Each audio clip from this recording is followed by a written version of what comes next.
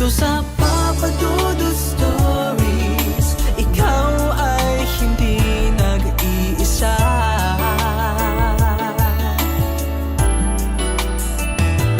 Dito sa Papa Dudut Stories, may nagmamahal sa'yo.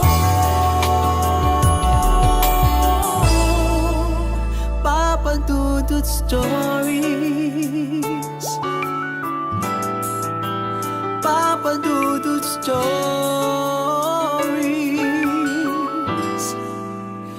Papa Dudut Stories.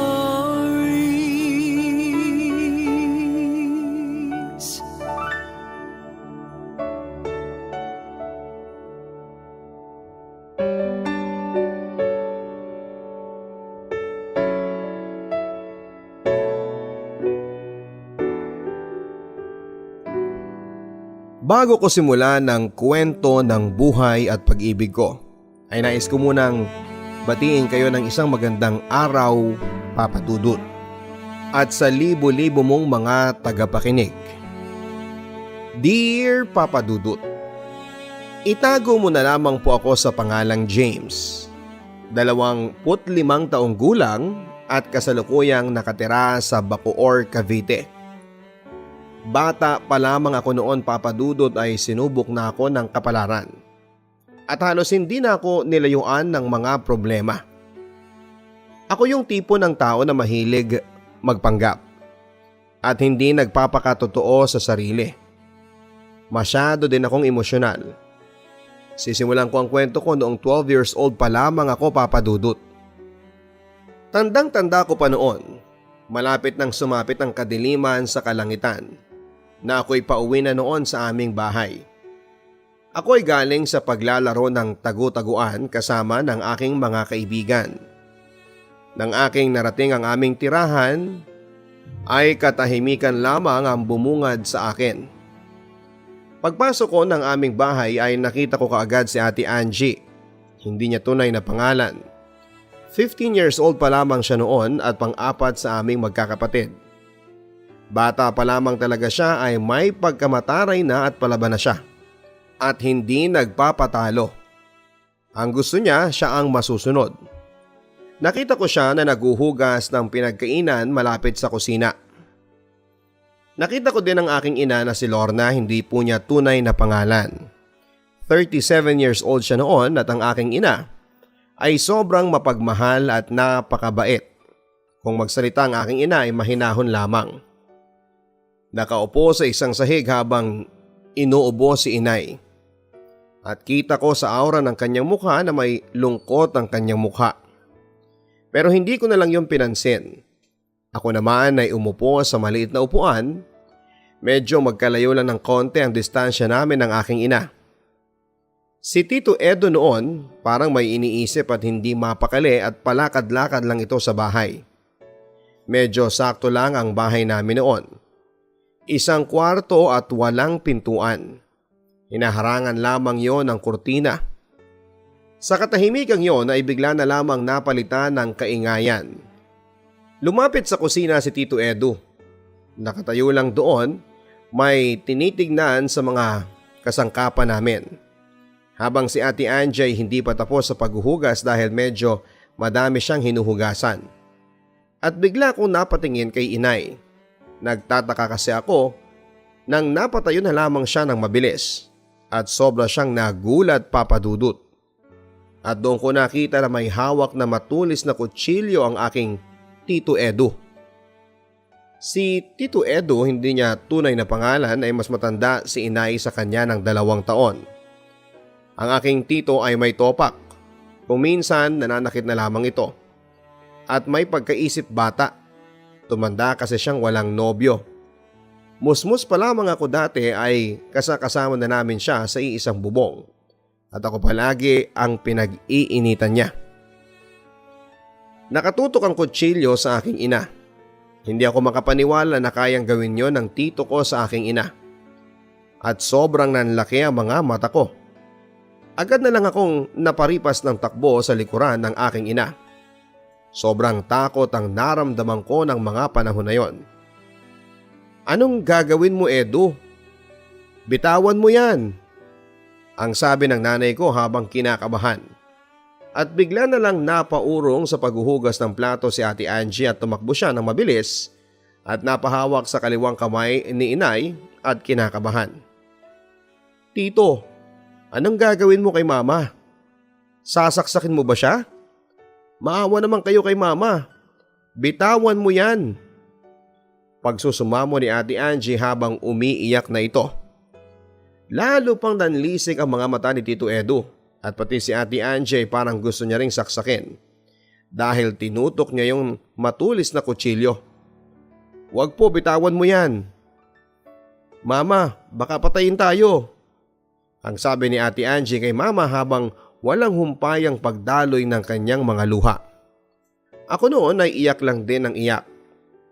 Ano bang nangyayari sa iyo, Edu? Bakit mo ito ginagawa sa amin? Ikaw pa ba ang kapatid ko? Pakiusap, bitawan mo yung kutsilyo, tanong ni inay na nagmamakaawa. Hindi ko alam kung bakit hindi man lang nagsasalita ang aking tito, pero sa reaksyon ng kanyang mukha ay nanlilisig ang kanyang mga mata. Para ba itong sinasaniba ng isang demonyo at may gigil pa ito sa kanyang mukha. Ilang segundo pa ay sobrang lakas ng pagbukas ng pinto. At bigla-biglang naparipas ng takbo si Ate Shane at napahawak siya sa kanang kamay ni inay. Si Ate Shane Papadudut, hindi niya tunay na pangalan, ay 17 years old pa lamang noon. Pangatlo siya sa aming magkakapatid at si Ate Shane ay mapagmahal na anak. At sobrang takot na takot si Ate Shane at mabilis ang pag-agos ng kanyang mga luha sa kanyang mga mata. Tito, bitawan mo na yan. Huwag mong gawin yan. Baka masaksak mo si mama. Pakiusap ni Ate Shane kay Tito. Habang nagmamakaawa at umiiyak, puro haguluhol ang lumalabas sa amin noon at sobrang takot na takot. Umakbang ng isa si Tito, sige, ituloy mo yan, patayin mo ko.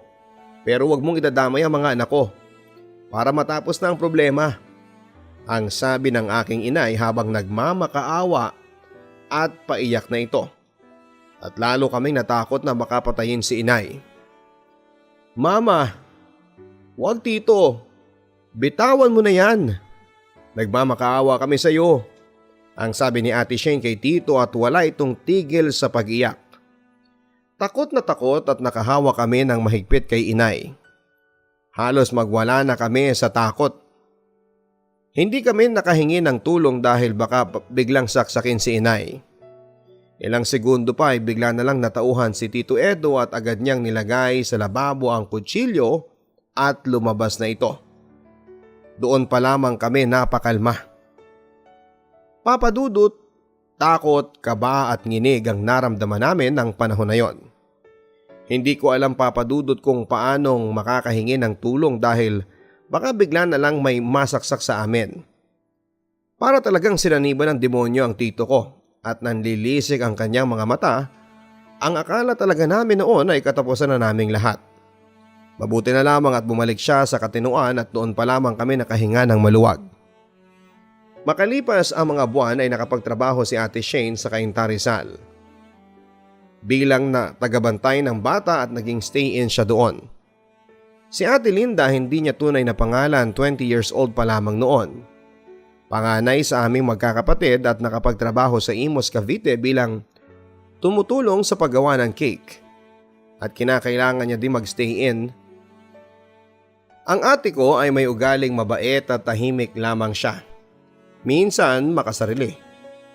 Si Kuya Roy hindi niya tunay na pangalan, 18 years old pa lamang noon. Pangalawa sa panganay sa aming magkakapatid. Nagsimula siya maglingkod sa simbahan, 17 years old pa lamang. At doon siya nakatira. Ang kuya ko ay may ugaling mahambog pero may kabaitan din naman. 5 lamang kami na magkakasama sa bahay noon. Si nanay, si MJ, hindi tunay na pangalan, bunso sa aming magkakapatid. Lalaki, 9 years old pa lamang noon. Si Ate Angie, si Tito Edu at ako. Ang bunso kong kapatid ay mabait na kapatid at anak. Mapagbigay din siya. Pero minsan may ugali siyang nagsisinungaling. At oo nga pala, lahat kaming magkakapatid Papa Dudut ay may itsura. Nagmana kami sa mga magulang namin. Ang aking ama ay matagal na naming hindi nakasama dahil hiniwalayan ito ng aking ina. Noong 5 taong gulang pa lamang ako doon sa probinsya.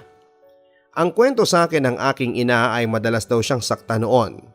Kaya hiniwalayan daw niya ang aking ama. At tanging si inay na lamang ang tumaguyod sa aming magkakapatid. Papa Dudut, minsan ako'y napapaisip din na sana ay makita ko pang muli ang aking ama. Dahil pakiramdam ko ay may kulang talaga sa aking sarili. Isang araw hindi ako pinalabas ng bahay ni Ate Angie at matulog daw ako. Hoy James, matulog ka. Bawal kang lumabas ng bahay. Kapag lumabas ka, lagot ka na naman sa akin. Ma, patulugin mo yang si James. Huwag mong palalabasin. Ang sabi pa ni Ate Angie sa mama ko. Samantala ang nanay ko lang noon ay nakaupo at abalang nagtatahi ng damit. Tumango lang si inay at tuluyan ng lumabas ng bahay si Ate Angie. Ako naman ay humiga sa malambot na higaan at doon ay nagtulog-tulugan na lamang ako. Pero kahit na anong pilit ko kasi ay tila ba hindi ako dinadalaw ng antok. Kaya naman napabangon ako sa aking pagkakahiga at sinubukan kong magpaalam sa aking ina. Ma, pwede ba akong lumabas? Babalik din naman po ako kaagad eh. Malambing kong tanong. Nung una ay medyo nag-aalangan pa si inay pero pumayag din siya. Sige pero bumalik ka din kaagad ha. Baka makita ka ng ate mo. Alam mo naman yun baka mag-away kayo. Mahinahon lamang nasabi ng nanay ko. Salamat po ma. Paglabas ko ng aming bahay ay palingalinga ako sa kapaligiran. Marahil ay baka makita ko ni Ate Angie pero mukhang wala naman siya. At hindi ko alam kung saan siya nagpunta noon. Noong may nakita akong 2 batang lalaki at babae na halos kasing edad ko lamang, naglalaro sila ng piko. Malapit sa nakatayong poste na mataba. Makikita sa bawat kapaligiran namin ay puro mga nakatayong mga puno. Tulad ng mangga, santol at nyog at sa malayong direksyon ay may palaisdaan. Sa lugar kasi namin Papa Dudut halos napakaganda ng tanawin doon. Lalo na sa mga bandang hapon, sobrang daming mga bata na naglalaro ng dagitan ng lawin. Napakalawak kasi sa aming lugar. Bata-bata, sali ako ng piko ha? Tanong ko sa 2 bata. O sige, sali ka sa amin. Sabi yon ng batang babae. At nung ako'y pinasali nila ay hindi ko namalaya ng mga oras at bigla ko na lang naalala na baka hinahanap na ako sa bahay. Tanong ko sa aking sarili. Baka nasa bahay na si Ate Angie. Sabi ko sa 2 kalaro kong bata. Uuwi na ako sa amin, baka hinahanap na ako. Babalik ka pa ba mamaya? Tanong naman sa akin ng batang babae. Sagot ko, hindi na siguro, bukas na lang ulit. At hindi nagsalita yung batang babae at bumalik na lang sila sa paglalaro kasama yung mga batang lalaki. At noong nasa pintuan na ako ay dinahandahan kong binuksan ang pintuan. Sa aking pagpasok ay bumungad sa aking harapan si Ate Angie na may hawak na hanger. Nagawa lang sa plastic. Bigla siyang lumapit sa akin at pinaghampas sa aking katawan. Hindi ba? Sinabi ko sa inyo na huwag kang lalabas. Hindi ba pinapatulog kita? Anong ginawa mo? Ang tigas talaga ng ulo mo. Mga tanong niya sa akin at sobra siyang galit na galit. Napakatapang pa ng kanyang mukha. Sumagot ako. Bakit si MJ yung bunso natin hinahayaan niyong makalabas? Tapos ako hindi pa lalabasin? Ako na lang ba palagi ang ginaganito? Tanong ko habang humahagulhol. Tama na, tumigil na kayong dalawa. Pagsaway naman sa amin ni inay na mahinahon. At pinalo niya pa ulit ako sa may likuran. Sumasagot ka pa talaga ha? Bakit? Totoo naman talaga ha? Porket ikaw yung mas matanda, gusto mo ikaw na lang ang masusunod. Medyo tumaas ang aking pananalita habang humahagulhol pa rin. Papadudot na gulat na lamang kami ni Ate Angie nang bigla na lamang hinimatay sa aming tabi ang aming ina at bumagsak ito sa may lapag. Ma, gumising ka. Paiyak na ako noon. Ma, gising ma. Paiyak din si Ate Angie. At biglang lumabas ng mabilis si Ate Angie at hindi ko alam kung saan siya pupunta. Mama, gising mama. Pero ayaw talaga niyang magising. Doon lumakas ang aking hagulhol. Hindi ko na alam kung ano ang gagawin ko. Kinakabahan na ako ng mga oras na yon. Doon ako nakaramdam ng takot. Takot na baka hindi na magising ang aking ina. Mga ilang minuto pa ay dumating si Ate Angie na baka sa kanyang mukha ang sobrang pag-aalala. At kasama niya si Ate Andrea. Si Ate Andrea hindi niya tunay na pangalan at siya ang kaibigan ng aking ina. May malasakit, mahigit 30 years old. Ano ba kasing nangyari? Tanong ni Ate Andrea sa amin. Pero walang sumagot sa amin. Tumabi ka muna dyan, hihilutin ko ang nanay mo, ang sabi sa akin ni Andrea at umalis naman ako. Pinaypayan ko si Inay Papadudot at hinilot-hilot naman ang katawan ni Inay ni Ate Andrea. Ilang minuto pa Papadudot ay sa wakas nagkamalay na ang aking ina. At doon nakahinga na kami ng maluwag at kaagad akong kumuha ng tubig sa container at pinainom ko itong si Inay. Ano bang nangyayari sa iyo, Mare? Tanong ni Ate Andrea. Hindi ko alam bigla na lang lumabo ang paningin ko. Matamlay na sagot ni Inay. Baka naman kasi ini-stress ninyo ang nanay nyo. Tingnan nyo, hindi ba kayo naawa? Ang payat-payat ng nanay nyo. Ang sabi sa amin ni Ate Andrea at napatingin ako sa patpat na katawan ng aking ina. Sobra akong naawa. Nagsalita naman si Ate Angie. Siyang may kasalanan sabay turo niya sa akin. Siya ang dahilan kung bakit hinimatay si Mama. Pabalang ang pagkakasabi niya. Sa inis ko ay nasagot ko na naman siya. Bakit ako? Bakit ikaw? Tanong ko at medyo iba ang tono ng aking pananalita. Ayan na naman kayo Bawal nga ma-stress ang nanay ninyo. Pagsaway ni Ate Andrea sa amin. At nakatingin lang sa amin ang aming ina na parang sinasabi ng mata niya na tumigil na kami. At napatahimik na lamang kaming pareho ni Ate Angie. At hindi na nagkibuan pa. At tuluyan ang lumabas ng bahay si Ate Andrea. Papadudot hindi ko alam kung bakit ako ang sinisisi ni Ate Angie dahil daw sa akin ay hinimatay si Inay. Inaamin ko naman na may kasalanan din ako pero bakit parating ako na lang? Hindi ko namang ginusto na nawala ng malay si Inay. Pero bakit parang ako ang dahilan ng lahat, Papadudot? Paano naman ako?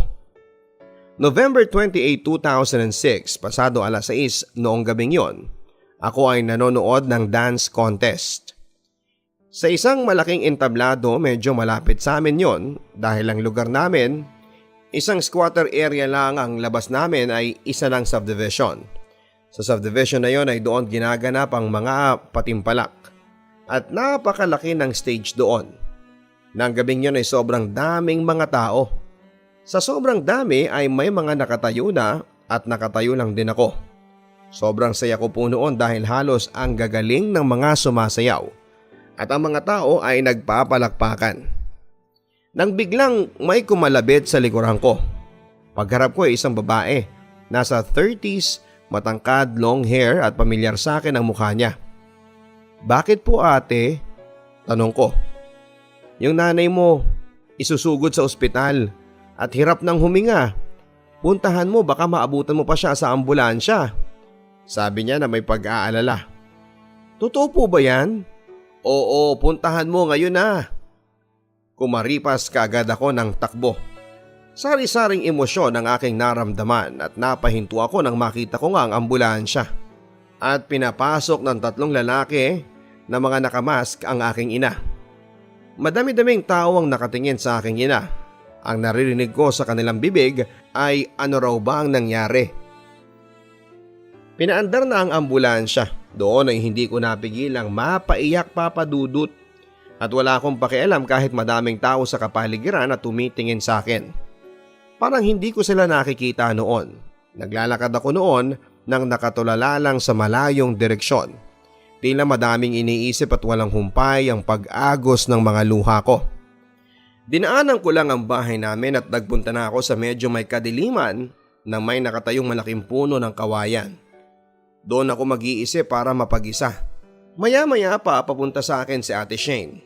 Kararating lang niya noon, nag-day off kasi siya sa kanyang trabaho dahil sa kalagayan ni inay. Nang biglang nagring ang cellphone ni Ate Shane, habang hawak niya sa kamay ang cellphone, ito yung makalumang cellphone pa dati. Nang nilagay niya sa tenga ang cellphone, agad akong lumapit sa tabi niya. Pagsagot niya, nakarating na ba kayo sa ospital? Nasaan pa lang ba kayo? Ano? Doon nagiba ang kanyang tono at may kaba. Hindi yan totoo. Hindi yan totoo. Tanong ko, anong nangyayari? Kinakabahan ako. Si Mama? Wala na si Mama, patay na siya. Habang sinasabi niya yon, Papa Dudut, ay walang humpay ang pag-agos ng kanyang mga luha. At doon ay bumuhos din ang aking mga luha. Papa Dudut, hindi ko na alam ang gagawin ko. Patay na si inay. Sana kung mag-aagalang na naidala ang aking ina ay umabot pa ito sa ospital.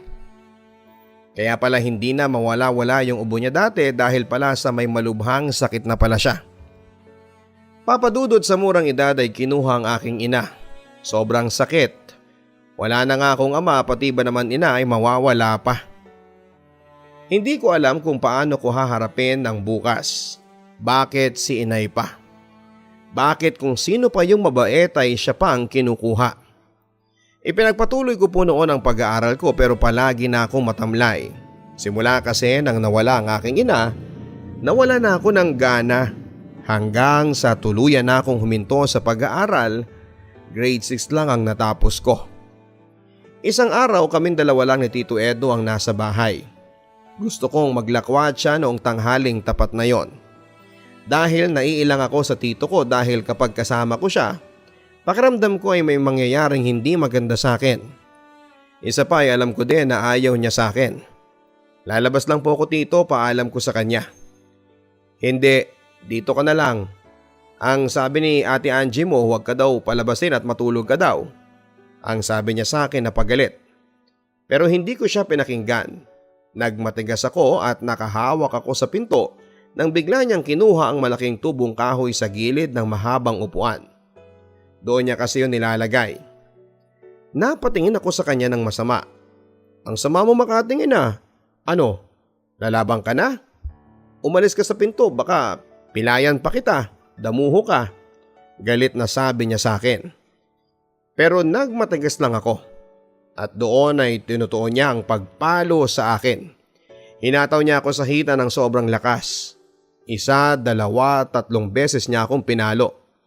Napapatalon lang ako sa sobrang sakit at napapahawak ako sa hita.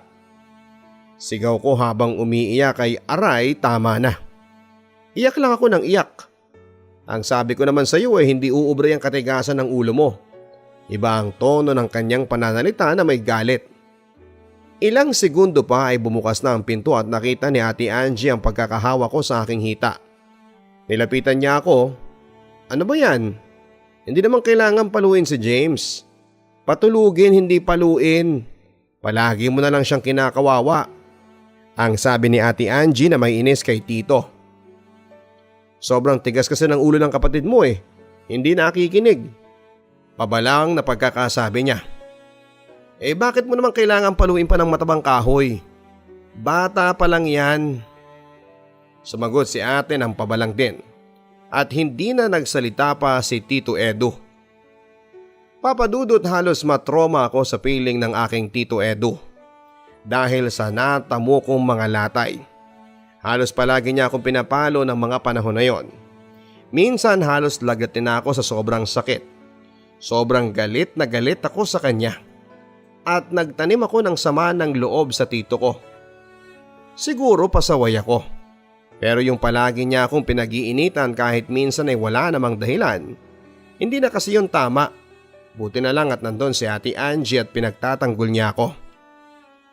At naramdaman ko, Papa Dudut, na may pakialam pala siya sa akin. Kasi ang akala ko dati, wala nang nagmamalasakit ni isa sa akin. Yun lang naman ang gusto ko, Papa Dudut. Kahit konting pagmamahal, maligaya na ako. Lumipas ang mga taon, sa 16 na taong gulang ay naranasan ko ang magbanat ng buto. Sinubukan kong mag-pedicab, mag-construction at mag-deliver ng tubig. At kahit kasagsagan pa ng init sa sikat ng araw, hindi ko yon alintana. Para lang magkaroon ako ng trabaho. Para naman kahit papaano ay hindi ako maging pabigat sa aking mga kapatid. Pero ewan ko, Papa Dudut. Ang akala ko sa pag-aaral lang ako ganito. Pati din pala sa pagtatrabaho ay hindi ako nagtagal dahil 2 buwan lang ay sumuko din ako. Siguro dahil sa bata pa ako kaya pabago-bago pa ang isipan ko. Nagdaan ang maraming buwan. Napariwara ang landas ko. Natuto akong uminom at manigarilyo dahil sa impluwensya ng mga kabarkada ko. Pero di minsan ay hindi ko sinubukan ang pinagbabawal na gamot. Katunayan, naiinis ako sa mga gumagamit nito. May mainis man sa akin ay okay lang. Nagpapakatotoo lang naman ako. At lihim kong ginawa ang ganong bagay. Dito ko din napansin na na-attract na pala ako sa kapwa ko lalaki.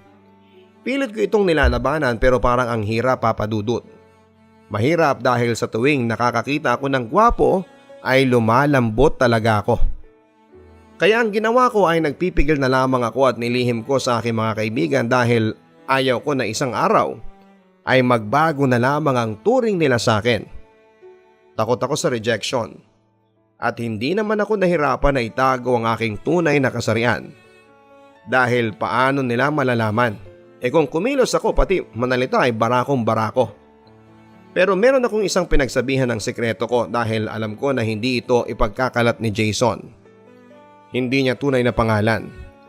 Musmus pa lamang ako dati, palagi na kaming magkasama na para na kaming magkapatid. Si Jason ay may ugaling mahambog, mahangin pero mabait. Matanda lang ako ng 1 taon sa kanya. Sa hirap ng buhay, Papa Dudut, ay sinubukan namin ni Jason na ibenta ang mga laman para lamang kumita ng pera. At nasundan nyo ng maraming beses hanggang sa nakasanayan na namin ang ganong gawain. Alam ko sa mga oras na ito ay maraming maiinis. Magagalit sa mga pinagagagawa ko.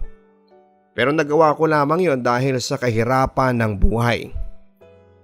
Isang gabi pasado 10:00 ng gabi, pauwi na kami ni Jason galing sa pagbebenta ng laman. Nang bigla naman akong nakaramdam ng pagtatae. Napahinto ako sa paglalakad malapit sa malaking poste na may maliwanag na ilaw at may nakaparadang truck. Jason, teka lang ha, parang hindi ko na kayang pigilan. Hanap muna ako saglit ng pwede kong mataihan. Pagpipigil kong sinabi. Oh, okay, sige. Hintay na lang kita rito. Medyo natatawa ang sabi niya. Sabihin mo sa akin ha kung may tao. Tumango na lamang siya. May nakita ko isang madilim na lugar. Nakasya doon ang isang malaking truck. At lumakad ako patungo doon. At doon ako pumwesto malapit sa kaunting mga damo na medyo malapit lang sa may gate. Pero hindi ko pinansin yung gate kung may nakatira ba dahil madilim kasi. At doon ako umupo. Salamat at nakaraos din, sabi ko sa sarili ko. Pagtayo ko ay bigla na lang may tumahol na aso. Bigla ko nataranta. Hahakbang na ako sa paglakad nang biglang may bumuka sa gate. At hindi ko akalain sa pinapwestuhan ko ay may nakatira pala doon. Masyado kasi ako naging kampante at nakita ko ng matandang lalaki na nasa edad 50 anyos. Biglang lumaki ang mata ko sa takot. Anong ginagawa mo dito? Hindi mo ba alam na bawal sa lugar na to? Tanong niya sa akin, naggalit at sumisigaw pa. Kuya, pasensya na po, hindi ko naman po alam na bawal po palang pumunta dito. Pagmamakaawa ko habang natatakot. Siguro papasukin mo ang bahay ko, ano? Aha, akyat bahay ka siguro. Sino ang kasama mo? Sinigawan ako ng matanda at galit na galit at napatingin ako. Pakanan at tumingin din yung matanda pakanan. At doon ay nakita niya si Jason na nakatayo sa may ilaw na poste. Hoy! Lumapit ka dito, bilisan mo! Galit na galit yung matanda kay Jason. Si Jason naman ay biglang lumapit at kinakabahan. Magtabi kayo. Huwag kayong tatayo ha. Mga loko kayo ha. Mami, kunin mo yung shotgun ko, bilisan mo. Sumigaw ng malakas yung matanda at galit na galit. Kuya, wag po, maawa na po kayo. Hindi po kami magnanakaw. Sobrang tain-tai ko lang po eh. Sabi ko sa matanda habang umiiyak at nagmamakaawa na. Tumingin siya sa akin at sinungalin. Sinagawan niya ako. Huwag kayong tatakbo dyan ha. Malilintikan talaga kayo. Galit na galit ang matanda na parang demonyo. Kuya, nagmamakaawa po kami sa inyo. Hindi po talaga kami magnanakaw. Pagmamakaawa naman ni Jason habang umiiyak din. Pero hindi siya pinakinggan. Iyak lang kami ng iyak at may isang babaeng lumabas at hawak-hawak niya ang malaking shotgun. Nasa mahigit 40 years old na at kinuha ng matandang lalaki yung shotgun at may isa pang lalaki na lumabas at may hawak din itong shotgun. Nasa mahigit 20 years old at sa tingin ko ay anak nila ito. At sabay na itinutok ng matandang lalaki at batang lalaki ang shotgun. Tutok na tutok sa amin. Iyak lang kami ng iyak sa takot noon, Papa Dudut. Lalo na nung kinasa ng matandang lalaki yung shotgun. Ang sabi ko, kuya, wag po. Wag nyo kaming patayin, maawa po kayo. Pagmamakaawa ko na walang humpay sa pagdaloy ang mga luha ko. Ang sabi naman ni Jason ay wag po. Kuya, nagmamakaawa po ako. Sobrang lakas ang mga iyak namin ni Jason at halos hindi ko na alam ang gagawin ko na mga oras na yon. At para akong aatakihin sa puso. Umamin na kasi kayo na balak niyong pasukin yung bahay namin. Alam niyo, trespassing ang ginagawa ninyo. Pwede namin kayong ipakulong. Gusto niyo tumawag ako ng pulis ngayon eh. Para magtanda kayo. Galit na sabi ng matanda. Wag po, hindi po kami magnanakaw. Huwag niyo po kaming ikulong.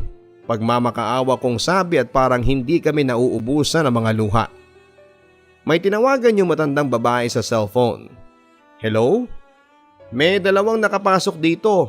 Malapit sa harap ng Pure Gold, bilisan nyo. At pinatay na niya ang cellphone. Muli kaming nagmakaawa na huwag kaming ikulong pero hindi na ito sumagot pa at mukhang ipapakulong talaga kami. Ilang minuto pa ay may dalawang mamang lalaki. Ang isa ay nagdadrive at yung isa ay nakaupo lang sa upuan. O itong dalawa, i-blatter nyo na yan. Tinuro kami ng matandang babae. Huwag na kayong babalik dito kung makita ko pang pagmumukha ninyo. Matutuluyan talaga kayo sa amin. Pagbabanta niya na pabalang ang pagkakasabi. Bago kami sumakay ay nagpasalamat kami ni Jason sa kanilang tatlo. Pagkatapos namin magpasalamat ay pinaandar na yung sinasakyan namin at dinala kami sa barangay. At doon ay pinablatter kami. Nang matapos kaming may pablatter ay pinauwi na kami ng mga tanod. Habang kami ay naglalakad sa katahimikan ng kapaligiran. Jason, sana walang makakaalam nito ha, ang sabi ko sa kanya. Oo naman, dahil ayaw ko din namang malaman sa lugar natin dahil nakakahiya ka. Baka isipin pa nila tayo ang masama. Alam mo naman sa atin madaming chismosa. Hanggang sa pareho na kaming nakauwi sa aming tahanan. Papa Dudut, sobrang takot na takot ako ng gabing yon. At yun na yata ang pinaka nakakatakot na nangyari sa buhay ko. Wala akong nagawa kundi ang umiyak na lamang. Sa sobrang kaba ko noon ay parang aatakihin ako sa puso. Hindi ko naman kasi alam na bawal palang magpunta doon.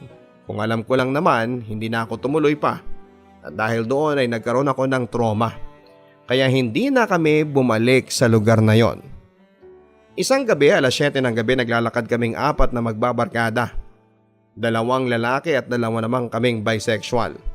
Halos magkakasing edad lamang kami. Siyempre, hindi mawawala yung matalikong kaibigan na si Jason. Habang naglalakad kaming apat, ang sabi ni Rod, 17 years old, hindi niya tunay na pangalan, bisexual din. Abangan na lang natin si Erica sa paradahan ng tricycle. Si Erica ay isang ladlad na bakla, classmate ni Rod noong first year high school. Ang sabi naman ni JM, 16 years old, hindi niya tunay na pangalan. Baka nakauwi na yun sa kanila. Anong oras na oh? Tumingin sa relo. 7 PM na. Sumagot si Rod, tara diretso na lang tayo doon. Baka nandun nga si Erica. Teka Rod, hindi ba tayo mapapahamak doon? Baka mabanatan tayo ng mga tambay ang sabi ni Jason na may pag-aalala. Hindi yan, nakapunta na kaya ako doon ng ilang beses. Tiwala lang, ang sagot ni Rod. Ako naman ay nakikinig lang sa usapan nila. Medyo malayo-layo ng konti ang nilakad namin. Doon kasi kami sa highway dumaan. Nang malapit na kami, biglang huminto si JM at si Rod at nagtago sa gilid ng sasakyan na nakaparada lang. Uy, hindi ba kayo sasama? Tanong ko sa kanila. Kayong dalawang muna ni Jason ang pumasok. Susunod kami ni JM. Yung lugar kasi ay Eskinita. Sabi ko, sumunod kayo ha. Tumango lang si Rod at si JM. Tara Jason, pasok na tayo. At sumunod naman sa akin si Jason. Ako ang nauna sa paglalakad noon, papasok sa Eskinita. Nang papasok na ako ay may biglang humarang na 3 mga lalaking nakahubad ang damit. At malalaki ang mga katawan nila. Mga nasa 20s na ang edad nila. Saan ka pupunta? Tanong sa akin ng lalaki. May pupuntahan lang pong kaibigan, ang sabi ko sa kanya. Bigla na lamang akong kinabahan dahil medyo nagalit yung lalaki. May kilala ka bang JR? Pagalit na sabi ng lalaki. At si Jason ay bigla pang lumapit kaya dalawa na kami. Na pinalibutan ng mga lalaki. Kilala mo ba yung JR? Inulit ng lalaki at lagi siyang nagagalit at pabalang magsalita. Kinakabahan na ako noon Papa Dudut. Hindi ko po kilala at bigla na lang akong sinuntok sa muka ng sobrang lakas at halos matumba na ako sa lapag Papa Dudut. Hirap na akong tumayo noon at umiiyak ako at pinilit ko talagang tumayo sabay paripas ng takbo. Sa pagtakbo ko ay halos pagiwang-gewang ako dahil hilong-hilo ako. Halos hindi ko na makita ang dinaraanan ko at pumaripas din ang takbo yung lalaking sumapak sa akin. Muntik na niya ako mahawakan sa damit Papa Dudut, halos kabahan na ako noon. Sumigaw ako, tulungan niyo ako. Pero walang tumulong sa akin Papa Dudut. Hingal na ako noon Papa Dudut at hindi ko na alam kung ano ang gagawin ko. Takot na takot ako. Si Jason naman ay nawala na lang siya na parang bula. Pati sila Rod at si JM ay nawala na. Ang ginawa ko ay nag-shortcut ako ng daanan para mabilis ako sa pag-uwi ko. At doon ay hindi na ako tinangkang habulin pa ng lalaking sumapak sa akin. Sa hingal ko noon ay naglalakad na ako at doon Papa Dudut ay nakita ko si Jason na naglalakad at halatang pagod na pagod. At biglang kumanan si Jason. Sa pagdaan ay sinundan ko siya. Doon ko nakita na nakaupo si na JM, Rod at si Jason. Sa circle na may bulaklak sa loob at pinuntahan ko sila doon sa circle. Ang sabi ko sa kanila habang naiinis at pabalang. Ano ba yan? Sabi niyo walang babanat sa atin doon. Hayop eh. Sinapak ako sa muka at mahilo-hilo ako. Buti nga nakatakbo pa ako. Bad trip talaga. Sumagot naman si Rod. Hindi ko naman alam na may babanat pala eh. Bakit ka ba kasi sinapak? Tanong ni Rod. Ang sabi ko, tinatanong sa akin kung kilala ko daw yung JR. Biglang sumingit si JM. Ay kilala ko yung si JR, naku may atraso yun doon. Kaya siguro binanatan ka dahil akala nila tropa mo. At hindi na ako sumagot pa. Jason, ibili mo naman ako ng yelo. Grabe kasi namamagana yung kabilang pisngi ko. Ang pakiusap ko kay Jason. Bumili naman si Jason ng yelo. Pagbalik ni Jason ay kinuha ko yung yelo at nilagay ko sa mukha ko para mawala yung pamamaga ng pisngi ko. Ilang minuto pa. James, nakikita mo yung naglalakad? Turo ni Jason. Yung may hawak ng alak. At napatingin ako sa lalaki. Taga dun yan o, puntahan mo para kahit papaano makabawi ka man lang. Ang sabi sa akin ni Jason. Pinuntahan ko yung naglalakad na lalaki at hawak-hawak ko ang yelo. Nasa 15 years old or 16 years old yon. At pagpunta ko ay huminto siya. Ako naman masama ang tingin ko.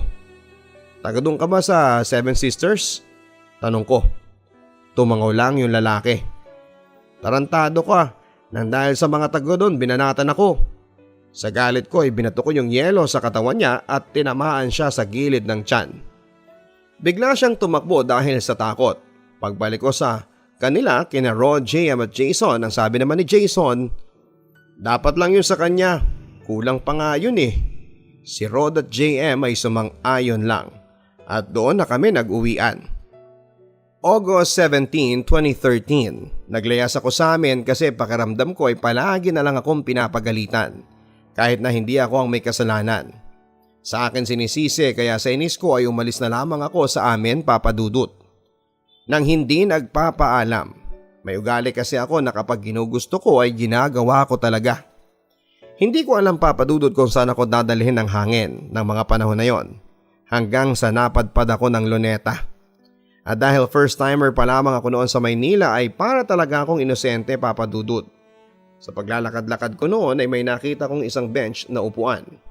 At doon ako umupo at pinagmasdan ko ang kapaligiran at ako ay napatingala sa kalangitan.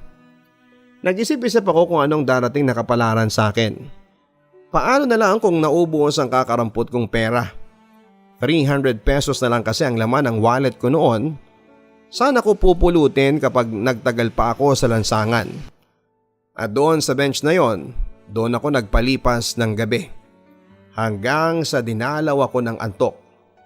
Doon ko niyoko ang ulo ko sa nakapatong kong bag. Hindi ko namalayan na nakatulog na pala ako.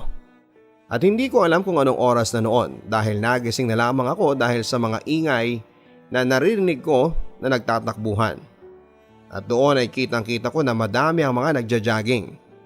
Karamihan sa kanila ay puro mga kalalakihan at hindi ko alam kung anong oras na noon dahil madilim pa ang kalangitan. Umalis ako sa aking pagkakaupo at ako ay naglakad-lakad ng mga oras na yon. Hindi ko alam kung saan ako dinala ng mga paa ko hanggang sa napadpad ako sa Baywalk. Ilang araw pa ang nagdaan ay naubos na ang pera ko. Naranasan ko matulog sa lansangan. Nahihiya ako lalo na nang may nakapansin sa akin. Ang ginawa ko ay tinakpan ko yung mukha ko. Ayaw ko namang umuwi kasi pakaramdam ko ay hindi ako nakikita o napapansin. Total ako lang naman ang may kasalanan, dapat talaga ay panindigan ko ito. Isang araw ay may nakilala kong isang bakla. Nasa mahigit 30 years old at tinulungan niya ako makapasok ng trabaho. Siyempre, Papa Dudut, tuwang-tuwa ako dahil ayaw ko talagang magtagal pa sa lansangan. At na-realize ko na sobrang hirap palang mabuhay sa lansangan.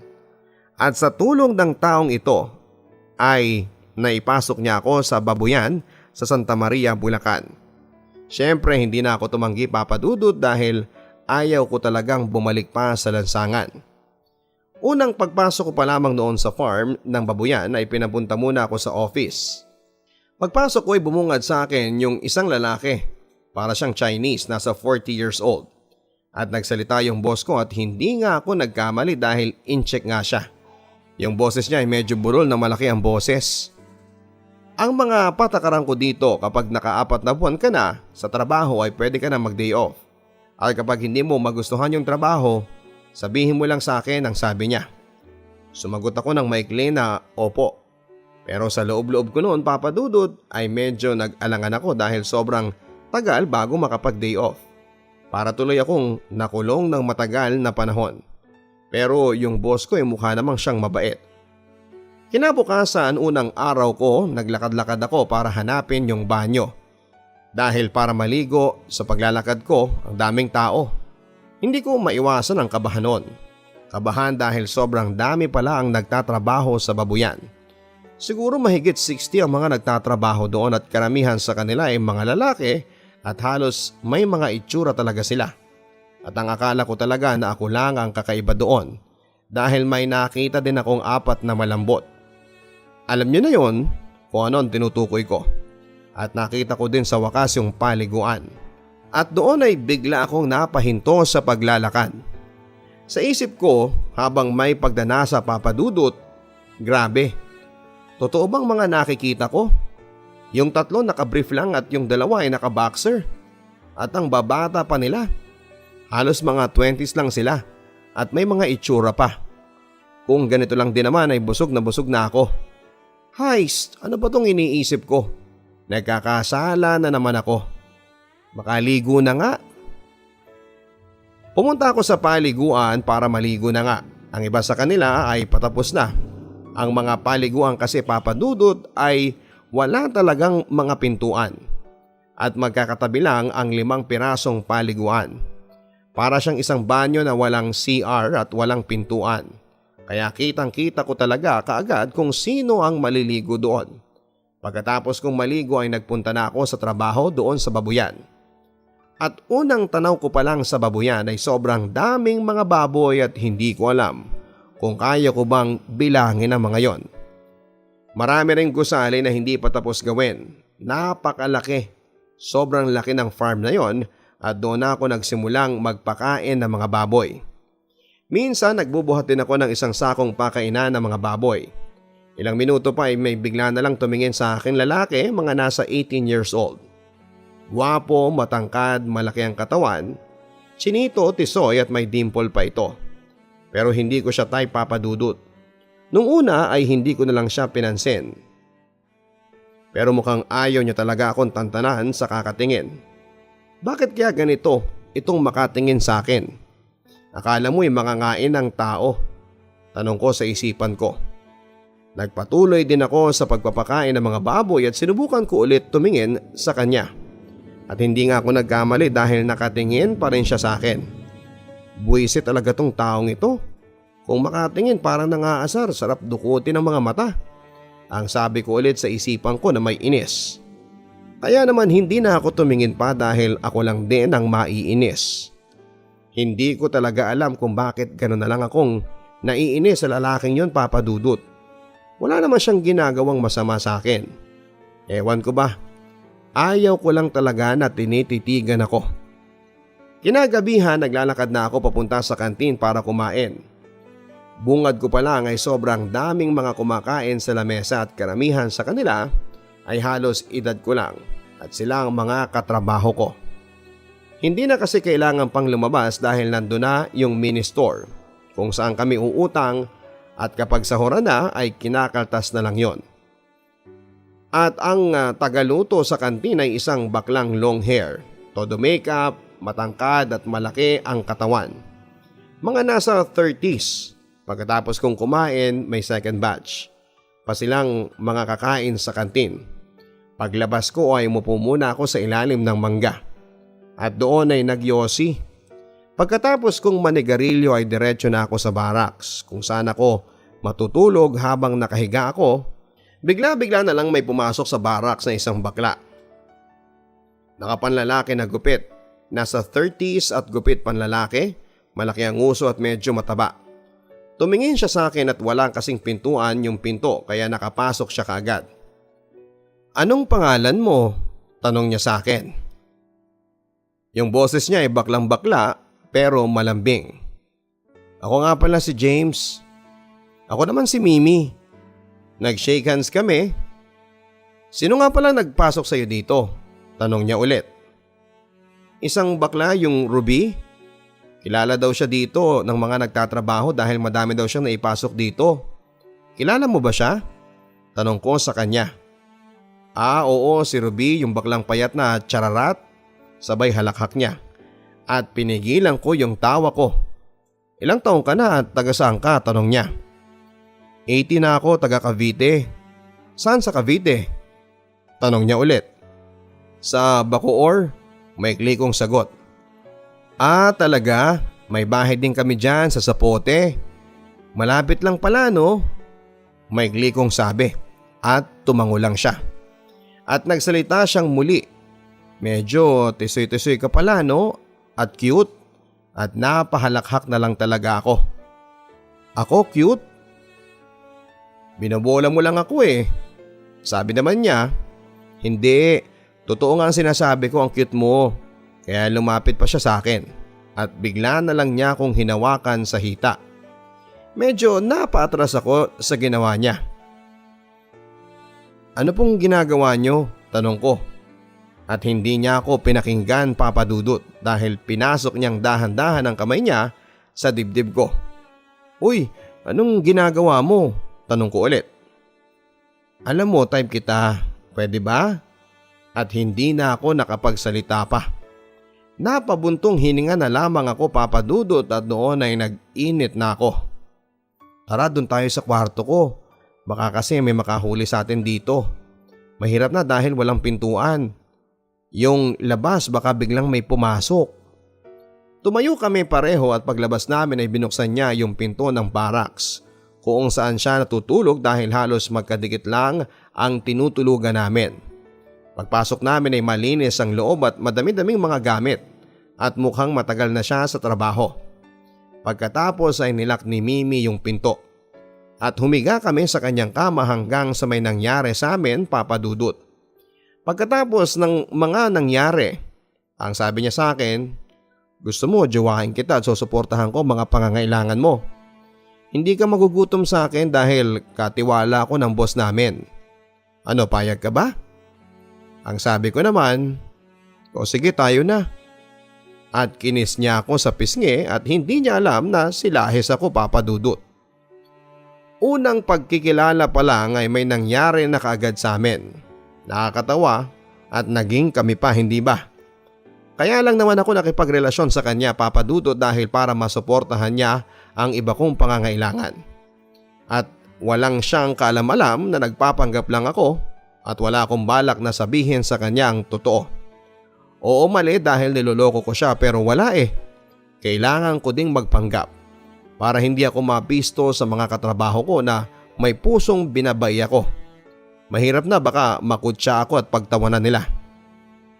Kinaumagahan ay dumiretso ako sa paliguan para maligo at pagkatapos kong maligo ay dumiretso na ako sa aking trabaho para magpakain ng mga baboy. Oo nga pala, kabilang pala ako sa pang-umaga na trabaho. Meron din kasing panggabi na nagbabantay sa mga baboy dahil baka mamatay yung mga biik kapag walang nagbabantay. At muli ko namang nakita yung lalaking kinakainisan ko, as in nakakainis talaga. Pero sa pagdaan ng mga linggo ay hindi ko alam, Papa Dudut, kung paano at saan nagsimula ang lahat dahil pagkagising ko na lamang, isang araw yung lalaking kinakainisan ko ay bigla na lang pumasok sa isipan ko at hindi mawala-wala at palagi siyang pumapasok sa isipan ko. Alam na rin ng lahat ng katrabaho ko na may relasyon kami ni Mimi dahil madalas siyang nagpupunta sa trabaho para bigyan ako ng kung ano-ano. At mapagbigay siyang tao at medyo mabait. Isang araw habang nagpapakain ako noon sa mga baboy, hindi ko maiwasan na sumulyap-sulyap at hinanap ko kasi noong kung nasaan yung lalaking kinakainisan ko. Hindi kaya, Papa Dudut, kaya hinahanap ko siya dahil namimiss ko lang kung paano niya ako inisin. Kaya siguro nagkakaganito ako. Pero akala ko lang pala yun, Papa Dudut, dahil kapag hindi ko siyang makita ng ilang oras ay nalulungkot na ako. Hindi kaya iba na ito. Mga halos 3 oras ay nakita ko na siyang muli. Siguro yung mga 20 hakbang ng paalang ang distansya namin sa trabaho. At nagkasabay kaming nakatinginan at bigla na lang siyang ngumiti sa akin. Ako naman sa loob-loob ko ay kinikilig. Oo, tama kayo. Kinikilig na ako sa dati kong kinakainisan. Napalitan ito ng lihim na pagmamahal at parang mahal ko na siya. O man para sa iba, anong magagawa ko? Marupok kasi akong tao at yon ang nararamdaman ko at lihim ko siyang minamahal. Tanghaling tapat na noon nang biglang tumunog yung bell. Hudyat na magkakainan na ang lahat ng trabahador. Palakad na ako noon para pumunta sa kantin nang may biglang nagsalita sa likuran ko. Kakain ka na ba? Dito muna tayo. Yung boses niya ay halatang tonong Bisaya at lalaking lalaki at malambing. Pagharap ko ay medyo nagulat ako kasi nasa harapan ko na yung lihim kong minamahal. O parang nagulat ka yata, sabi niya sa akin. Hindi naman, ikaw pala yan. Pero ang totoo ay medyo nagulat naman talaga ako. Ano nga pala yung sinasabi mo? Kunwari hindi ko narinig. Tanong ko sa kanya. Sabi ko, dito ka muna. Gusto kitang makilala. Ako nga pala si James. Ikaw? Ako naman si Wendell. 18 years old. Medyo natawa ko. Bakit mo naman kailangan sabihin yung edad mo? At natawa na rin siya. Wala lang. Wala namang masama, hindi ba? Sa isip-isip ko, hindi kaya alam niya na bisexual ako. Tanong ko sa sarili ko. Bigla siyang naglakad papunta sa banyo. Yung banyo malapit lang sa babuyan at may pintuan yon. At sabi niya sumunod daw ko sa kanya. Ako naman ay sumunod na lang. Kahit na hindi ko alam kung ano yon at pumasok siya sa loob ng banyo. Mga ilang minuto siya doon. Matagal ka pa ba dyan? Nagugutom na kasi ako sabi ko sa kanya. At noong binuksan niya ang pinto ay sobra akong nagulat. Halos lumabas na ang mga mata ko.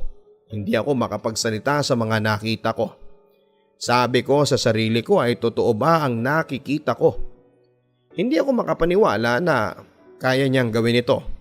At nakatingin siya sa akin na para bang nangaakit. Sa nakita ko ay nakabrief lang si Wendell. Uy, hindi ka na nagsasalita dyan. Tanong niya na medyo nakangiti pa. Wendell, bakit? Bakit mo ginagawa yan? Baka may at biglang hinila niya ang kamay ko papasok sa banyo at nilak niya ng mabilis. Tinakpan niya ang bibig ko ng kamay niya. Medyo pabulong niyang sinabi na huwag kang maingay, baka may tao sa paligid at marinig tayo. Nagulat talaga ako at hinalikan niya ako sa labi ko. Napatras ako. Bawal to, lalabas na ako.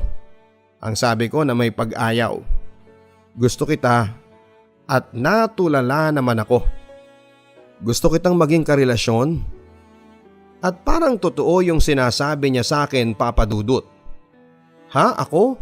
Pero bakit? Tanong ko sa kanya. Pero ang totoo ay pakipot lang ako noon. Magpakatotoo ka na kasi. Alam ko na malambot ka. Napansin kita hindi lang isa kundi 3 beses. Minsan na kitang nakitang binubuhat mo yung sako. Doon ay nahalata na kita. Pero hindi yun mahalaga sa akin, tanggap kita kung ano ka pa. Sa mga sinabi niya ay kita ko sa mga mata at pananalita niya na nagsasabi siya ng totoo. Hindi na ako nakapagsalita pa dahil wala na akong maidadahilan. Ang totoo, may gusto na ako sa iyo. Gabi-gabi kitang iniisip. Sabi niya sa akin na masaya. Talaga? Ibig sabihin tayo na? Oo, maikli kong sagot na masaya din. Tara doon tayo sa may bakanting kubo. Sabi niya sa akin at pumayag naman ako kaagad. At pagdating namin doon ay may nangyari sa aming dalawa. At grabe siya. Pagkatapos kasi na may mangyari ay babe na ang naging tawagan namin. Bigla na lang may sumigaw na lalaki, mga nasa 30s yung boses niya. Pero yung pagkasigaw ay hindi galit. James! Wendell, nasa na kayo? Yung mga bake dito, nadaga na. Tara na babe, hinahanap na tayo. Saglit lang, pahinga muna tayo saglit babe. Malambing din na sinabi niya sa akin. Babe, sikreto lang natin to ha, sabi niya sa akin. Oo babe, walang makakaalam nito. Babe, hindi ba kayo ni Mimi? Hiwalayan mo na yun ha, sabi niya sa akin. Sige mamaya makikipaghiwalay na ako sa kanya. At nagsalita muli si Wendell. Kapag niyaya ba kita na sumama sa probinsya papayag ka ba? Sagot ko ay oo. Papayag ako para magkasama tayo. Nakangiti ako noon. Saan nga pala yung probinsya mo babe? Tanong ko. Sa Iloilo, Ilonggo ako ang sabi niya. Kaya pala ang lambing ng boses mo? Oo babe. Ang maikli niyang sagot. Babe, kapag sinama kita sa amin gagawin kitang babae. Ikaw ang sa gawaing bahay at ako naman ang magtatrabaho. Pero okay lang ba kung magsusuot ka ng pambabae? Matatawa na sana ako, ayoko kasi yung gawin niya akong babae. Pero bigla ako nagulat sa mga sinabi niya, Papa Dudut. Magsuot daw ako ng pambabae. Sabi ko, hindi siguro kasi nasanay na ako ng ganitong manamit. Parang hindi ko yata kaya yun. Hindi ba sa isang relasyon na hindi naman kailangan pang baguhin? Kung mahal mo, dapat tanggapin mo. Sumagot siya ng sige. Huwag na lang natin pag-usapan yon. Pero nakita ko sa mga mata niya na medyo nadismaya siya. Hindi ko na lang yon binigyan ng kahulugan. Papadudod ako na yata ang pinakamasayang tao noong panahon na yon. Dahil mahal din pala ako ng taong mahal ko. At walang kaalam-alam ang mga kasamahan namin na may milagro kaming ginagawa ni Wendell. Hindi ako makapaniwala na kaming dalawa na. na ang dati kong kinakainisan ay napalitan na lang ng isang pagmamahal. Oo, para sa iba ay napakabilis ko naman yata. Pero anong magagawa ko? Tinamaan ako. At hindi naman kasi basihan sa isang relasyon kung matagal na kayong nagsasama. Kinagabihan ay kinausap ko si Mimi na makikipaghiwalay na ako sa kanya. Ang sabi ko ay wala naman talaga akong nararamdaman sa kanya dahil mahirap talagang magpanggap. Lalo kung hindi mo gusto at mabuti na lang talaga at naintindihan niya ako. Pero ang akala ko papadudot ay may tatago namin ito dahil isang araw ay bigla na lang kaming pinatawag ni Wendell sa office. At pagpasok namin sa office ay kinausap kaagad kami ng boss namin na in-check. Wendell, ano ba itong nababalitaan namin na may relasyon kayo ni James? Totoo ba ito? At napapabayaan mo daw ang trabaho mo? Tumingin sa akin si Wendell ng ilang segundo saka sumagot. Wala po boss, hindi po yun totoo. Mahina lang ang boses niya at kabadong kabado. Sa sinabi ni Wendell ay sobra akong nalungkot papadudot. Ako na ang tinanong ni boss. Totoo ba na may relasyon kayo ni Wendell? Wala po boss, hindi rin po yun totoo. Mahina akong boses na may halong lungkot. Kaya ko nasabi yon dahil sinabi ni Wendell na wala kaming relasyon. Pero ang totoo, durog na ang puso ko ng mga oras na yon. Okay lang naman sa akin kung may relasyon kayo. Ang akin lang, huwag niyong pabayaan ang mga baboy. At pagkatapos ay pinalabas na kami at pagkalabas namin ni Wendell pumunta kami sa likod kung saan ay walang tao. Kinausap ko kaagad siya. Babe, bakit ganon? Totoo ba yung sinabi mo kanina? Hindi mo na ba ako mahal? Babe, pasensya ka na ha. Nasabi ko lang yon dahil baka malaman ng tito ko na may karelasyon na naman ako. Ayaw kasi nun ng bakla eh. Dati kasi naging karelasyon ko si Mimi. Medyo nagulat ako. Tapos pinaghiwalay kami ng tito ko. At kapag nalaman niya na may bago akong karelasyon na bakla, ay malalagot daw ako sa kanya. At mahal kita, mahal na mahal. Sabi niya sa akin na may takot sa sarili. Ang sabi ko naman din sa kanya ay mahal din kita babe. Huwag mo akong iwan ha. Tumango lang siya. Pagkatapos naming mag-uusap ay bumalik na kami sa trabaho. Pasado 3:00 na ng hapon noon ay pareho kaming abala sa trabaho ni Wendell. At bigla na lang sumugod yung tito ni Wendell. Si June, tunay na pangalan. Tito ni Wendell. 30s na ang edad niya. Isa rin siya papadudod sa mga pinagkakatiwalaan ng boss namin at mayabang siya at napatigil ako sa pagpapakain ng mga baboy. Ano naman itong nabalitaan ko na may karelasyon kang bakla, Wendell? Wala po, wala akong karelasyon. Pautal-utal habang kinakabahan si Wendell ay biglang sinapak sa mukha si Wendell ng tito niya. At muntik nang matumba si Wendell. Magsisinungaling ka pa?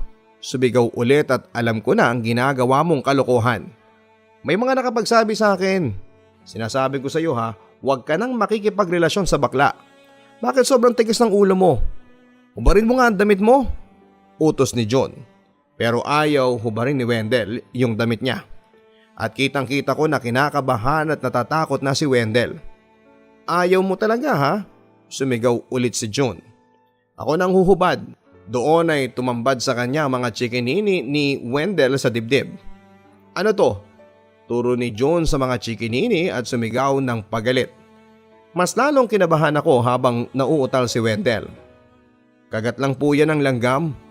Hindi na natuloy ang pagkasabi ni Wendell dahil mabilis itong sinapak sa mukha ng tito niya. Magsisinungaling ka pa ha? Huling-huli ka na. Chikinini yan, huwag mo kong gawing tanga. At doon kung saan-saan pinagsasapak sa katawan si Wendell ng galit na tito niya. Tama na ya. Yon ang lumabas sa bibig ni Wendell. Ako naman noon ang kinabahan papadudot dahil baka isunod ako. Ako naman ay nagkunwaring nagbibisi-bisihan ako sa mga baboy at bigla siyang sumigaw. Oy bakla, hindi ba may Mimi ka na? Tapos ano pa to? Pamangking ko, jojowain mo? Tinatarantado mo ba akong bakla ka? Galit na galit sa akin at nakatingin lang ako na kinakabahan. Lumapit pa siya at binantaan ako. Kapag lumapit ka sa pamangkin ko, may kalalagyan ka sa akin. At sasabihin ko sa may-ari na palayasin ka na dito. At sa gulat ko ay nilagay ko ng mabilis yung dalawang kamay ko sa mukha ko dahil muntik na niya akong sapakin. Nako, sarap mong sapakin. At inambahan niya ako ulit at lumakad na ito palayo sa akin. Pagkalis ni June ay kinausap ko kaagad si Wendell. Gano'n na lang ba? Iiwanan mo na ba ako? Mga tanong ko habang paiyak na ako. Hindi ko alam. Natatakot na ako baka tutuhanin na pauwi na ako sa probinsya. Ako lang din kasi ang inaasahan ng pamilya ko. Mas maganda siguro kung maghiwalay na lang tayo. Seryoso ang sabi sa akin ni Wendell. Hindi mo ba ako mahal? Pinaglaruan mo lang ba ako? Pumatol ka lang ba sa akin dahil walang babae dito? Umiiyak na ako noon. Sagot niya, minahal kita. Pero mahal ko din ang trabaho ko Gusto ko pang magstay dito at sana maintindihan mo din ako. Pero mukhang hindi totoo ang mga sinasabi niya na mahal niya ako. Sagot ko na umiiyak pa rin. Ang sabihin mo, pinatulan mo lang ako dahil walang babae dito. Yun ang totoo. Si Mimi nga pinatulan mo din Kaya hindi na ako magtataka pa. At doon ay biglang umalis sa harap ko si Wendell kasabay ng pagdaloy ng mga luha ko. Nang gabing ding yon, Papa Dudut, ay alam na ng lahat ng katrabaho ko na may naging relasyon kami ni Wendell at alam na rin nila na bisexual ako. Siguro kaya nalaman ay pinagsasabi ni June sa mga tao doon at alam na rin ni Mimi. Nakakahiya pero wala na akong magagawa pa. Kaya patay mali siya na lamang ako sa kanila. Isang gabi may inuman ay may kumanta sa videoke. Tuwing 15 days kasi ginagawa yon sa trabaho. At nakita ko si Wendell na naninigarilyo kasama ang mga nagiinuman. Mga 7 sila lahat doon sa mahabang upuan. At medyo malayo-layo lang ng konti sila, sina Mimi at Patricia. Nagpatugtog kasi sila ng music na Jaiho gamit ng speaker at sinasayaw nila ito. Oo nga pala, yung Patricia ay bakla din. Siya yung tagaluto sa kantin at ako noon ay nakatayo sa ilalim ng mangga. Pinag-iisipan ko kung pupunta ba ako doon sa nagiinuman at nakita ko na biglang kinuha ni Wendell yung mic. At doon ako lumakad papunta sa may nagiinom. Bala ko kasing kumanta sa videoke. Para magkapansin lang kay Wendell at biglang kumanta si Wendell ng laklak. Nagsimula sa patikim-tikim, pinilit mong gustuhin. Wala siya sa tono at bigla kong kinuha yung songbook at bigla siyang tumingin sa akin. Pero seryoso ang mukha niya. Tapos tinuloy niya yung pagkanta. Maya-maya ay natapos na siyang kumanta. Ako naman ang umupo at magkatabi kami ni Wendell at doon ako nalungkot kasi akala ko ay makakausap ko na siya. Bigla kasi siyang umalis. Ako noon ay kinanta ko yung kantang Pagbigyang Muli by Eric Santos.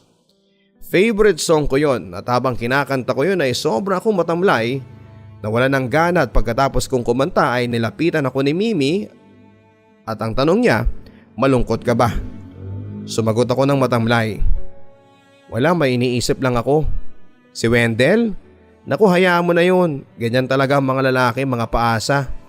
Mga manluloko. Sa una, pakikiligin ka. Pero kapag na-fall ka na, iiwang ka din. At mukhang may pinaparinggan si Mimi sa kanyang sinasabi. Sabi ko mukhang hugot na hugot ka. Medyo malungkot ang boses ko. Ganun talaga. Tara, join ka sa amin. Kayo na lang, hindi ako marunong sumayaw. Ang sabi ko sa kanya. Sabi niya naman, huwag ka nang mahiya. Sabi ko naman ayaw ko talaga. Dito lang ako tatambay sa may upuan. At pag upo ko ay pinanood ko na lang sila na sinasabayan ng music ng Jaiho at palingaling akong hinahanap si Wendell. Pero hindi ko na siya nakita pa. Sobra akong nasaktan at nalungkot at hindi ko alam kung minahal ba talaga ako ni Wendell. O ako lang ang nagmahal sa kanya. Akala ko siya na talaga pero nagkamali lang pala ako. Dahil pinaranas lang pala niya sa akin kung paano magmahal at sobrang sakit dahil siya ang una kong minahal. Hindi ko alam kung saan ba ako nagkulang dahil binigay ko naman sa kanya ang lahat. Halos wala na nga natitira sa sweldo ko sa akin para lang hindi niya ako iwanan. Pero wala, iniwan lang din niya ako. Ilang beses ko pa siyang sinubukang kausapin pero umiwas talaga siya sa akin. Halos madurog ang puso ko dahil sa tuwing binabaliwala niya ako. Nagdaan pa ang mga araw at tuluyan ko nang nilisan ang trabaho ko. Wala din namang nangyari. Nagmumukha na akong tanga at bumalik na naman ako sa lansangan, Papa Dudut. Hindi pa rin ako umuwi sa amin. Habang tumatagal ay pasakit pa ng pasakit ang nararamdaman ko kaya ibinaling ko sa ibang atensyon para maibsan ang sakit na nararamdaman ko. Kung kani-kanino akong nakipagsiping para kahit papaano ay gumaan ang dinadala ko. Ginamit ko din ang pagka-callboy ko para lang kumita ng pera. Sama dito, sama doon. Minsan sa isang araw ay nakakatatlo ako. Hindi naman po sa pagmamayabang ay may itsura ko. At habang tumatagal ay lalo ako naging hyper sa tawag ng laman. Ewan ko ba? Kapag umiiwas naman ako sa tukso ay mas nananaig talaga ang tawag ng laman. Siguro sakit ko na ito. At naging trabaho ito at habang tumatagal ay unti-unti na akong nakakalimot kay Wendell. Kaya ginawa ko to para mabuhay ako sa lansangan. Dito ko din naranasan na ipalondre ang aking kasuotan at kapag naliligo ako, nagbabayad lang ako ng 10 pesos sa isang squatter area. Gustuhin ko mang magtrabaho pero baka walang tumanggap sa akin dahil wala naman akong maipakitang mga requirements o ID. Sobrang hirap mabuhay sa lansangan. Isang gabi kasarapan ng tulog ko ay bigla na lang ako napabalikwas at napatakbo dahil biglang sumama ang hangin. Halos mga tao sa kapaligiran ko ay nababahala at hindi mapalagay. Pati ako ay kinabahan. Pakiramdam ko kasi may malakas na paparating na bagyo. Hindi ko alam kung saan ako pupunta ng mga panahon na yon at ang hirap talaga kapag walang matutuluyan. Nagtagal pa ako ng halos 6 na buwan sa lansangan. Pero napag-isip-isip ko na umuwi na lamang sa amin dahil puro kamalasan na lang ang palaging dumarating sa akin. Sa pag-uwi ko, Papa Dudut, ang akala ko ay nilubayan ako ng problema. Pero nagkamali ako dahil mas malaki pa ang dumating sa akin na problema. April 20, 2014 ay bigla ko na lang napansin na may nagbago sa katawan ko at madalas ako nagkakasakit. Inuubo ako, nahihilo at nilalagnat. Nagkaroon ako ng butlig sa aking katawan at hindi ko na lang yon pinansin dahil ang sabi ko ay gagaling din ako. Akala ko ay gagaling ako pero hindi ako gumaling-galing. Ayaw ko namang magpa-check up kasi nasanay na akong hindi nagpapatingin sa doktor. Nagdaan ng buwan, mas dumami pa ang butlig sa buong katawan ko hanggang sa naranasan ko na ang depression. Hindi na lumalabas ng bahay kasi baka kung ano pa ang isipin ng mga kapitbahay namin at baka mahusgahan pa nila ako. December 2014, sa wakas ay gumaling na lamang ako nang hindi nagpapatingin sa doktor. Pero bakas ang marka ng peklat sa katawan ko. Na ang dating makinis na balat ay napalitan ng kulukulubot na balat at para bang tumanda na ang balat ko. Medyo naiinis ako sa sarili ko at dito ay nagkaroon ako ng insecurity sa katawan. Makalipas ang 1 taon, February 2016 nakapagtrabaho ako sa Tapsihan bilang crew. Okay naman at walang problema sa pagtatrabaho ko. Pero makalipas lang ng 2 buwan ay bigla na lang bumalik ang panghihina ko. Inuubo ako at nahihilo at naduduwal ako. Kaya madalas ay hindi ako nakakapasok sa trabaho. Isang araw nasa labas na ako ng pinto para pumasok sa trabaho at ang sabi ko sa sarili ko, ang sama na naman ang pakiramdam ko. Bakit ganito sobrang inaapoy ang buong katawan ko? At hindi mawala yung ubo ko. Pinakiramdaman ko ng ilang minuto ang katawan ko at biglang sumakit ng sobra yung tiyan ko. Sabi ko, bakit ganito sobrang sakit? Mukhang hindi ako makakapasok ngayon. Namimilipit na ako sa sakit. Bigla akong pumasok sa loob ng bahay at sinarado ko na ang pinto. Habang si Ate Angie ay nanonood ng TV sa sobrang sakit ay humiga na ako sa gilid. Medyo malapit sa hagdanan at tumingin sa akin si Ate Angie. 27 years old na siya, may 2 na siyang anak na babae at lalaki. Yung bunsong babae ay nasa 7 years old at yung panganay ay nasa 8 years old. Hiwalay at hiwalay sa kanyang asawa at kasama namin sila ng anak niya sa iisang bubong. Siya ang pang-4 sa aming magkakapatid. James, ano bang nangyayari sa iyo? Sabi niya na may pag-aalala. Ang sabi ko naman habang namimilipit pa rin sa sakit at inuubo. Sobrang sakit ng tiyan ko. Pahinga ka na lang dyan, huwag ka nang pumasok. Biglang bumukas yung pintuan at pumasok si Ate Linda. 32 years old na siya noon. Panganay kong kapatid, hiwalay din sa asawa at may isa na rin siyang anak na lalaki. Nasa 7 years old at kasama din namin sila ng anak niya sa iisang bubong. Anong nangyayari sa iyo, James? Pag-aalala niya. Ang sakit, sobrang sakit. Hindi ko na kaya. Ibili mo nga ako ng 2 Bear Brand yung nasa lata. Inabot ko yung 100 pesos kay Ate Linda at lumabas siya para bumili. Pinalapit ko si Ate Angie at sinabi kong talian niya ang tiyan ko dahil hindi ko na talaga kaya ang sakit. Halos mapaiyak na ako sa sakit. Lumapit sa akin si Ate Angie at humanap siya sa itaas ng manipis na damit at pagbaba niya ay tinali niya yung tiyan ko ng mahigpit. Ilang minuto pa ay bumukas na ang pintuan at pinagbuksan ko si Ate Linda, ibinigay niya sa akin yung Bear Brand at umupo ako para inumin yung gatas. At pagkatapos kong uminom ay doon ay bigla na lang akong nasuka at halos nagkalat sa paligid ang mga suka. At halos naka-4 na suka yata ako at biglang hinampas ni Ate Linda ang likod ko.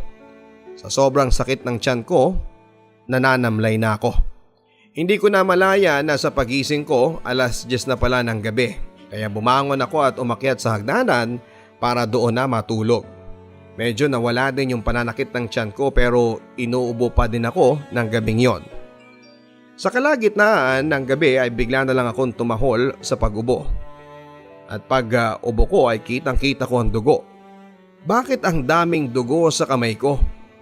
Diyos ko, baka may malubhang sakit na ako. Ubo pa rin ako ng ubo ng gabing yon at sobra akong natakot at kinakabahan na.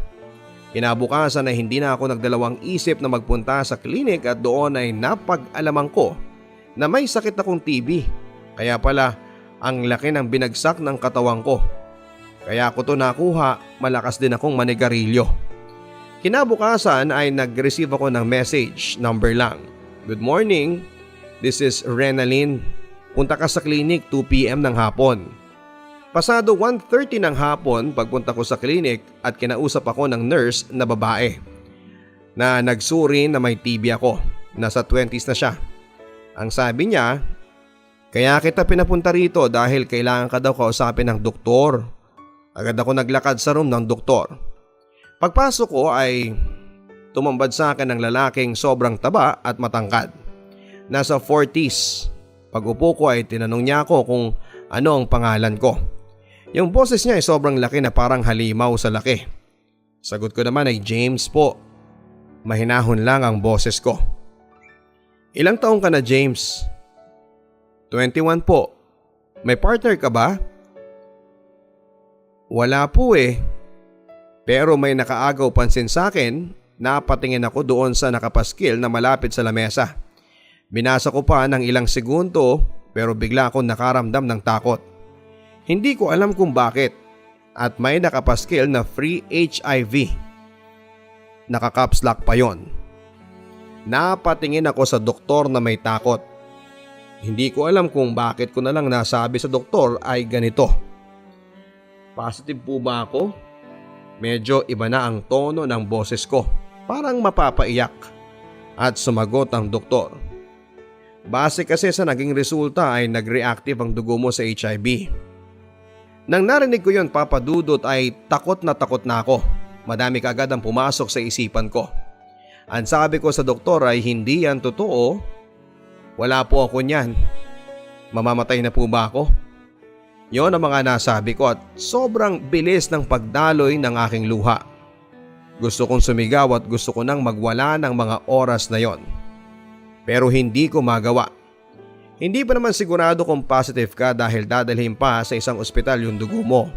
At hindi pa naman katapusan ng mundo.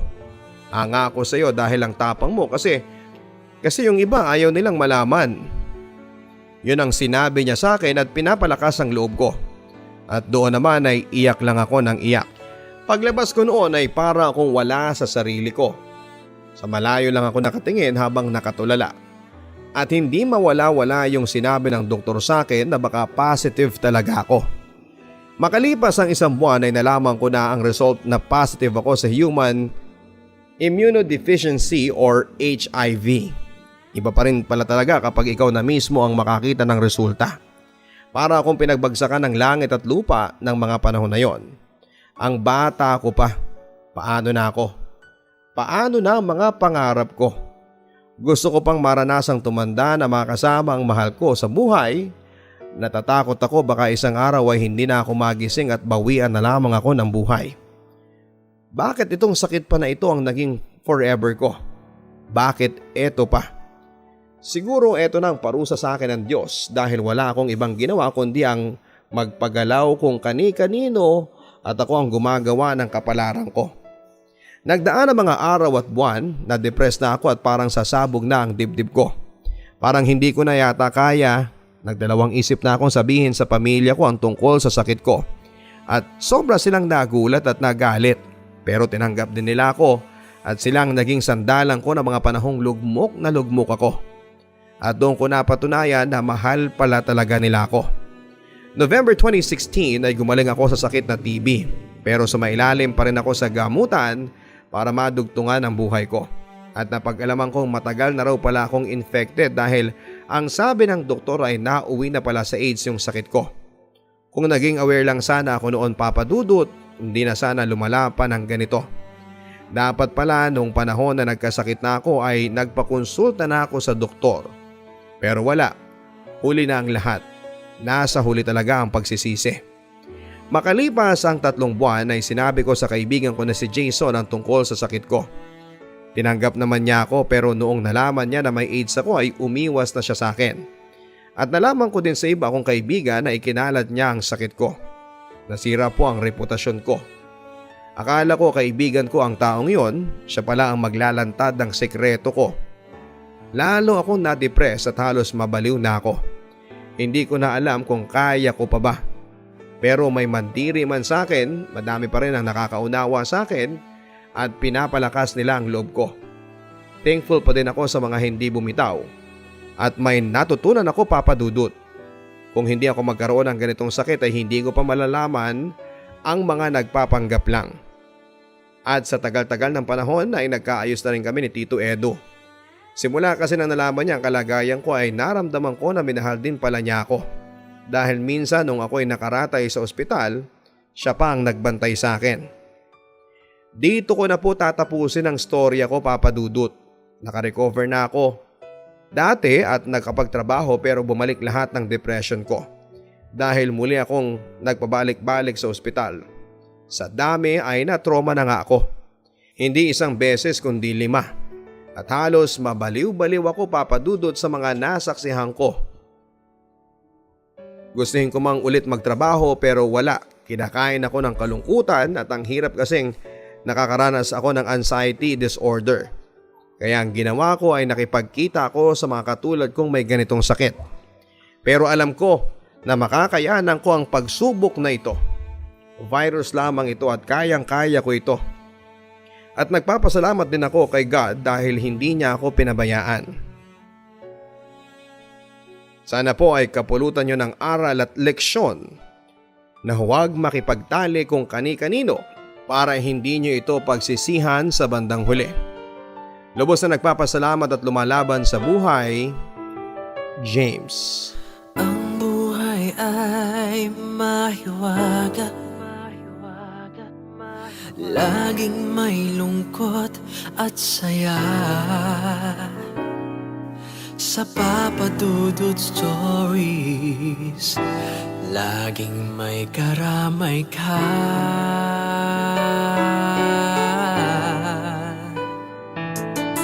Mga problemang kaibigan,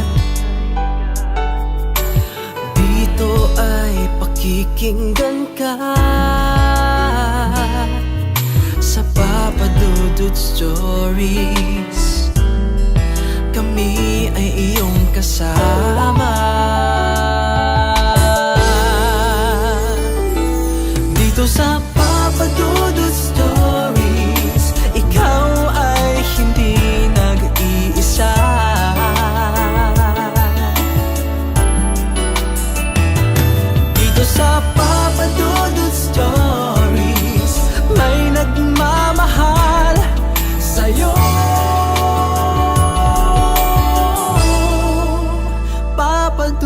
Stories. Papa Dudut Stories.